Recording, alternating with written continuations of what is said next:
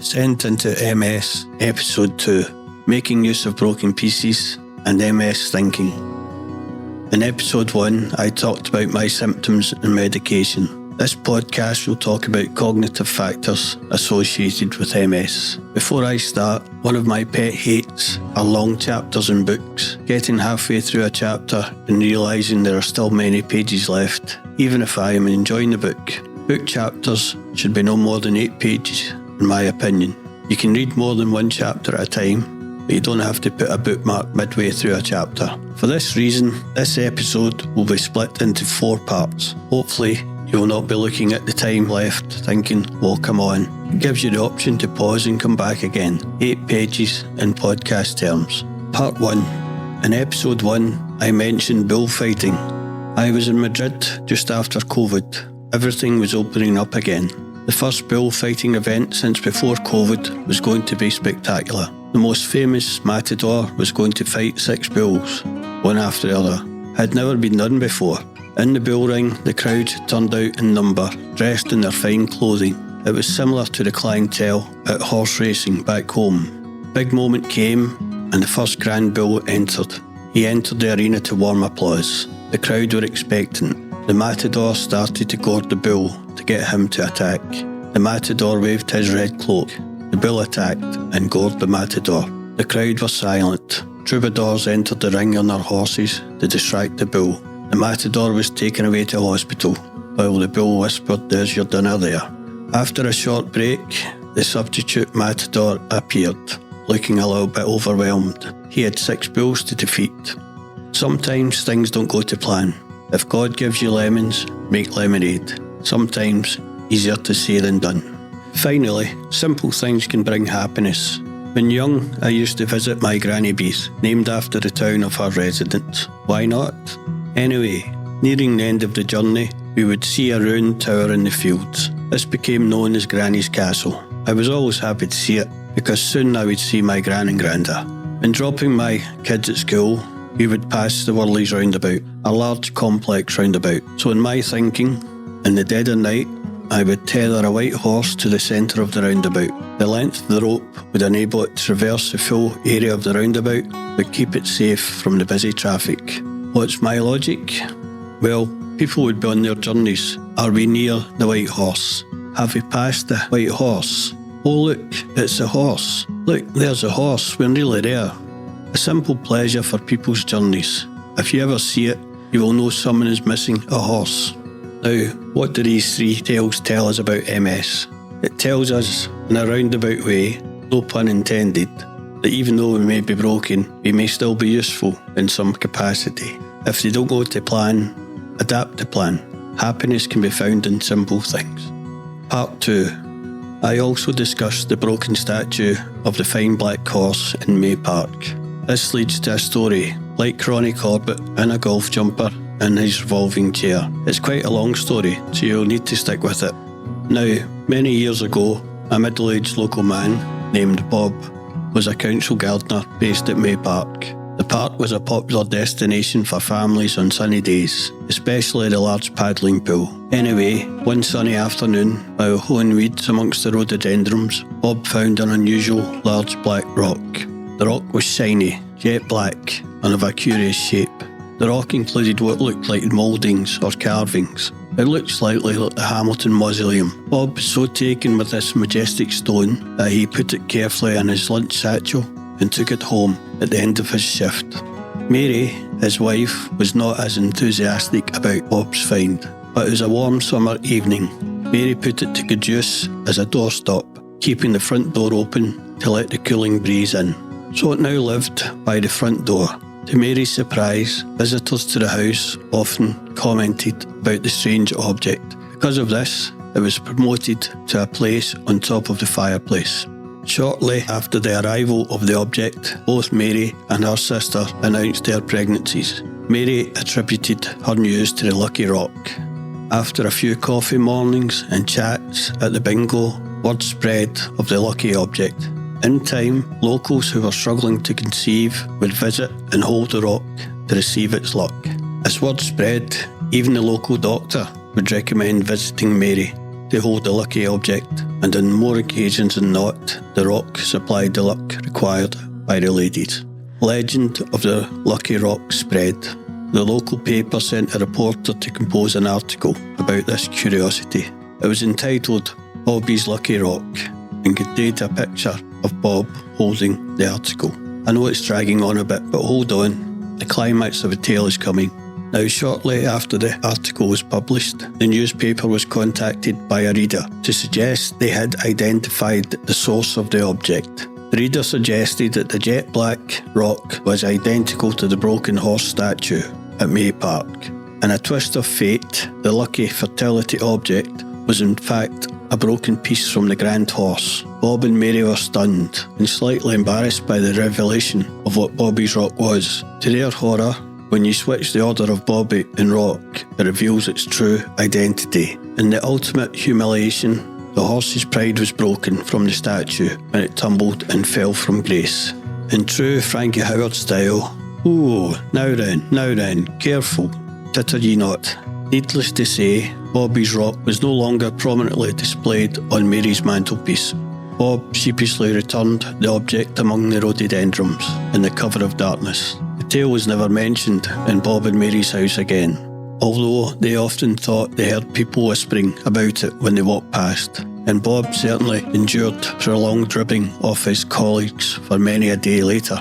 This reminds me of another story. In true Ronnie Corbett rambling style, a gentleman admits to his friend over a few drinks that his wife was leaving him for Bobby. When his friends inquired, "Who's Bobby?" they were met with a saddened response as he broke into tears. "Anybody's Bobby." This gentleman was the same fella that inquired at the doctor's surgery if he could speak to a doctor about the sad situation. The reception asked, "Which doctor?" The grief-ridden gentleman responded, "OK, I am so upset I will give anything a try. I will give you a minute to think about that one. Which doctor? Which doctor? Oh, never mind." Moving swiftly on again.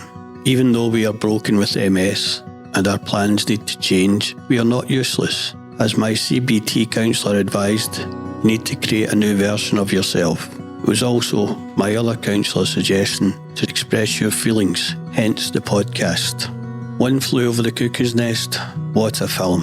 What acting. Set in an American asylum and based on Ken Casey's 1962 novel. The battle between power, represented by the sinister Nurse Ratched, and independence and individuality, represented by Randall P. McMurphy, played by Jack Nicholson. If you haven't seen it, watch it. Fantastic. Each patient is different and finds comfort in different ways. McMurphy's ways are deemed inappropriate and disruptive, and anti-authority. He brings joy to other inmates, but authority sees him as unsettling. What is insane? What isn't? Who decides? Part 3. My friend Elaine likes to be called E, a bit like the pop star Prince changing his name to a squiggle. E also has progressive MS. Having to leave her employment, she has been constructive in retraining as a CBT counsellor. My other friend with progressive MS has used his time constructively to research MS medication and ways to slow the progression of MS. Previously, Sandy designed circuit boards. A very clever man. Both people broken, but adapting and moving forward. Being useful. We will meet both E and Sandy in a later podcast. I have progressive MS. I was diagnosed October 2024. I had no idea what they were looking for when I was being sent for MRI scans and finally a lumbar puncture. From initially being told that my walking and pain problems were likely caused by 2 squeezed nerves at the base of my spine, I was phoned to be told I had MS. MS stands for multiple sclerosis. This translates as many scars. I have scars on my spine, neck and in my brain. The location of the scars define your symptoms. Mine affect my mood, my movement, my sleep, my fatigue, my cognitive ability and my neurological pain. It's difficult having fatigue and watching others doing the task I could easily do before. Watching my wife cutting the grass, decorating and building a step to her cabin saddens me. She has my toolbox, while the kids ask me what's for dinner. I feel like a eunuch with the hee-haws removed. as I sit and watch her. Maybe she wears them as earrings to the amusements of her friends. I wash the car. I need to sleep. I cut half the grass. I need to sleep. I cut the veg for soup, and I need to sleep. Tasks I could easily complete after a day's work now finish me. MS affects my mood. The moods were prevalent just before my diagnosis. For no reason, I could not sleep, lying awake for hours at a time. My mood turned very low. I had looked up how to join the Ukrainian army. When I realised they would not take me, I looked up joining the Russian Wagner battalion. I had no allegiances. I was not suitable. I realised that I could not run towards the enemy or away from them, but I could be left behind some cover with a gun. I could inflict damage or be cannon fodder. Again, I was no use. I had picked the people who would lower my coffin into the ground.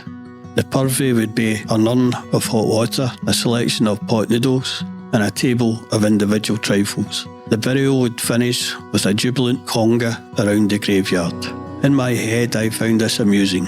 It bounced about my head for a long time. Then I thought there wouldn't be many people there, so I'd probably have to carry my own coffin. My coffin would be like Fred Flintstone's car, with my legs protruding below, enabling me to carry it. Then, one Monday morning, after being awake all night, being unable to sleep with my crazy thoughts, I got up and dressed for work.